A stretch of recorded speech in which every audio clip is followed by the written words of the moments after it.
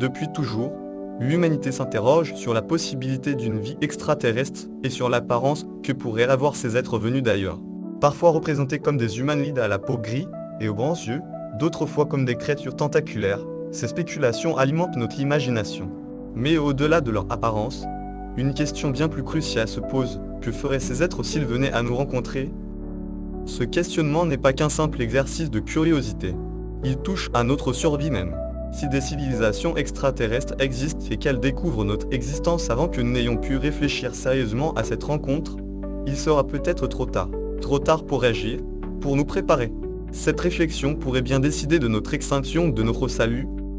Pour comprendre ce que nous pourrions attendre d'une rencontre avec des extraterrestres, il est utile de s'appuyer sur les seules données que nous possédons, notre propre existence. Nous savons que la vie peut apparaître dans l'univers, puisqu'elle est apparue sur Terre. Et nous savons également qu'à ce jour, nous n'avons trouvé aucune preuve concrète d'une autre forme de vie intelligente. Nous savons aussi que toute espèce évolue selon certains impératifs, se nourrir, se reproduire, survivre. Ces impératifs pourraient bien s'appliquer à toute forme de vie évoluée ailleurs dans l'univers. Alors, à quoi pourrait ressembler le comportement d'une civilisation extraterrestre? Pour le comprendre, observons d'abord notre propre parcours. L'humanité, au fil de milliers d'années, a vu naître une multitude de sociétés au système très varié, socialistes, capitalistes, nomades, théocratiques, etc. Toutes ces organisations nous offrent un large éventail de comportements que pourrait adopter une civilisation avancée. Concentrons-nous sur deux extrêmes opposés, l'agression et l'altruisme. Commençons par la violence, car c'est une constante dans notre propre histoire. Presque toutes les civilisations humaines ont connu des conflits violents. La lutte pour les ressources est une explication fréquente. Terre fertile, matières premières, main-d'œuvre. La compétition entre groupes est un réflexe biologique qui pourrait exister chez toute espèce intelligente. Même en imaginant une civilisation capable de voyager dans l'espace, la question des ressources reste pertinente. Si une espèce a besoin de matières premières pour survivre ou se développer, il est possible qu'elle adopte une attitude agressive, voire impérialiste, pour les obtenir. À cela s'ajoutent les divergences idéologiques ou religieuses. Des différences de vision du monde pourraient engendrer des conflits, tout comme cela a été le cas sur Terre avec la guerre froide ou les croisades. Une civilisation alien pourrait voir nos valeurs comme une menace, ou tout simplement ne pas les comprendre. Enfin, certaines cultures humaines ont glorifié la violence, les Vikings, les Spartiates, les empires conquérant un comportement similaire pourrait émerger à l'heure. La volonté de domination, la quête de pouvoir, le sentiment de supériorité, tout cela pourrait motiver une race extraterrestre à attaquer les autres formes de vie. Mais quel serait le visage d'un conflit avec une civilisation avancée? Ce ne serait pas une guerre classique. La technologie rend le danger bien plus grand. Une simple pierre lancée à une vitesse proche de celle de la lumière aurait une puissance destructrice inimaginable, bien plus dévastatrice qu'une bombe nucléaire. Un tel impact pourrait anéantir toute vie sur une planète.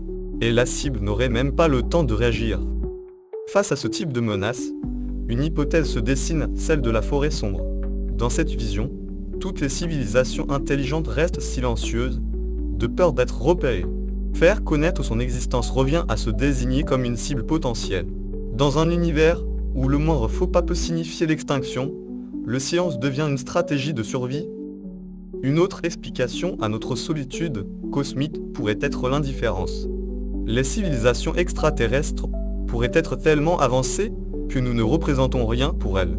Tout comme nous ne tentons pas de communiquer avec les insectes de nos jardins, elles pourraient simplement ignorer notre présence, nous jugeant trop primitifs. Dans ce scénario, nous serions perçus comme une curiosité, une espèce à observer de loin, sans interférer. Une sorte de zoo galactique, où notre planète serait l'enclos, soigneusement préservé pour ne pas troubler notre développement.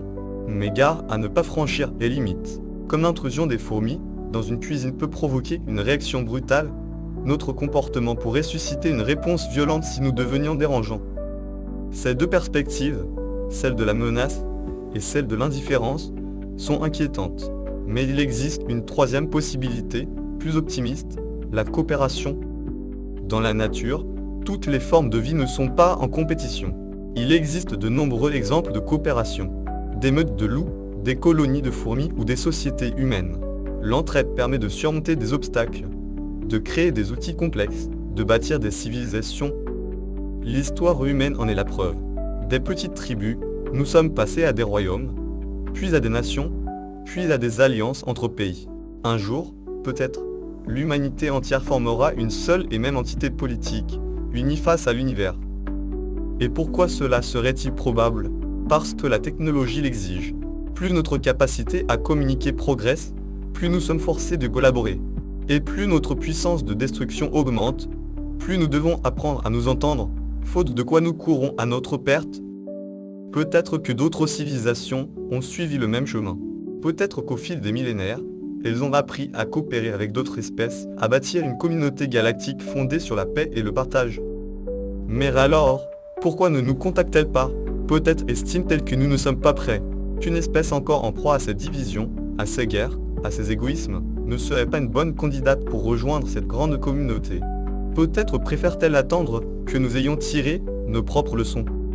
Il se pourrait que nous soyons observés, l'évaluer, et que, lorsque nous aurons montré que nous sommes capables de coopérer, de dépasser nos conflits, alors seulement nous recevrons une invitation à rejoindre ce cercle d'êtres intelligents. En attendant, il nous appartient de choisir notre voie.